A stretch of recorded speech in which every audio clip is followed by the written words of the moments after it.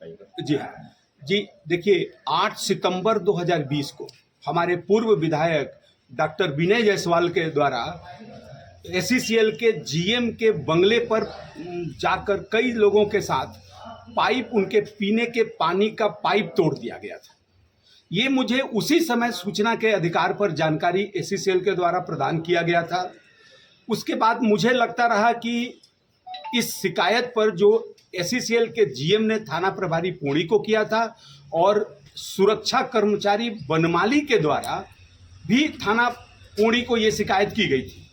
मुझे लगता था कि इसमें निश्चित रूप से पौड़ी थाना के द्वारा एफआईआर किया गया होगा, परंतु कुछ समय पहले मुझे मालूम हुआ कि एसईसीएल के इस जीएम के जो लोक सेवक होते हैं, सिक्योरिटी गार्ड भी लोक सेवक होते हैं, उनके शिकायत के बाद पौड़ी थाने में आज दिनांक तक एफआईआर नहीं की गई थी। मैंने सूचना के अधिकार पर जानकारी मांगा और बनाकर आज शिकायत करने आया हूं कि देखिए, ये किसी भी व्यक्ति के घर जाकर 50 रुपए से अधिक की संपत्ति का नुकसान करना है, जो रिश्ती की श्रेणी में आता है, जो भारतीय दंड संहिता की धारा 427 पर अपराध है। जबरदस्ती अपराध करने की नियत से किसी के घर में घुसना भारतीय दंड संहिता की धारा 452 के तहत अपराध है और लोक संपत्ति का ये नुकसान है। इस कारण से ये लोक संपत्ति नुकसानी निवारण अधिनियम 1984 की धारा 3 के तहत दंडनीय अपराध है। क्या लगता है कि एक पूर्व विधायक है, उन पे पौड़ी पुलिस शिकायत दर्ज, आपके शिकायत पे अपराध पंजीबद्ध करेंगे? जी ठीक कह रहे हैं आप। मुझे लगता है कि आसानी से पुलिस उनके खिलाफ एफआईआर नहीं करेगी।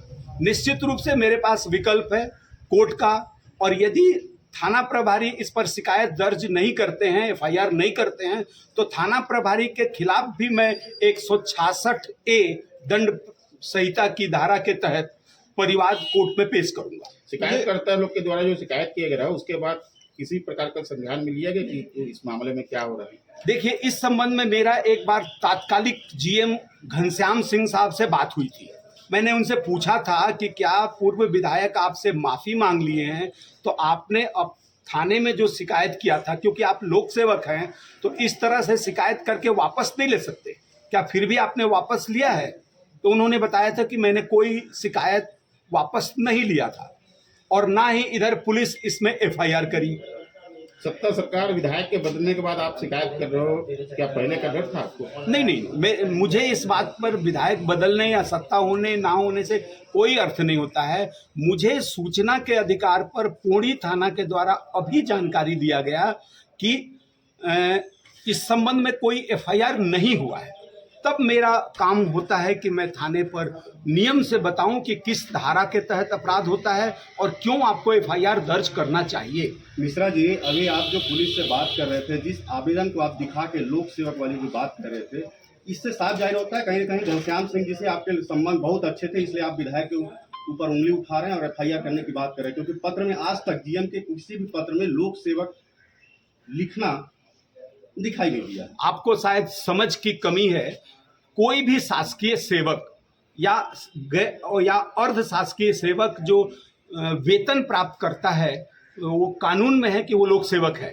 जीएम साहब ने अपने पत्र में ही लिखा है कि ये मैं लोक सेवक हूँ। मैं आपकी बात को काट रहा हूँ, मैं भी यही कहना चाह रहा हूँ कि उनके द्वारा जो भी आज तक पत्र दिया गया उसमें लोक सेवक नहीं लिखा गया।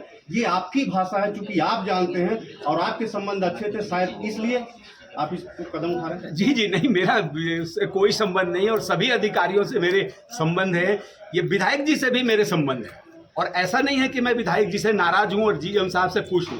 अगर आपको अभी तुरंत उपलब्ध कराता हूं जीएम साहब का वो पत्र, उसमें लिखा है उन्होंने कि हम लोक सेवक पीड़ित हो रहे हैं, दुखी हो रहे हैं, हमारे कार्य क्षमता पर विपरीत प्रभाव पड़ेगा।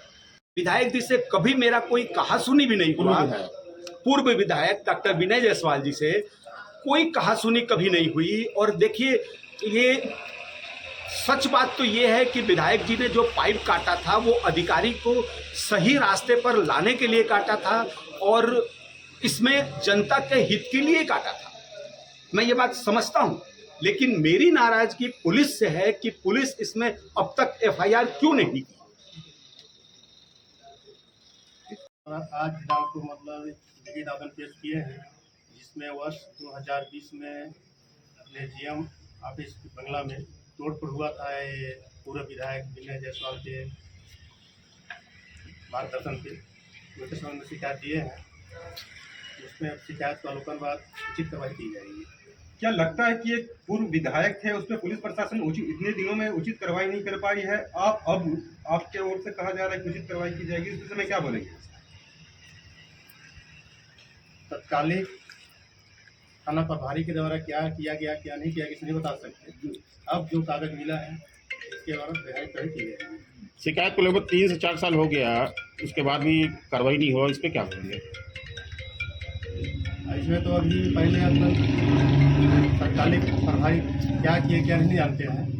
अभी जो मिल रहा है इसमें तो तत्कालिक जो भी कार्रवाई होगा जांच बाद जिस कार्रवाई की जाएगी।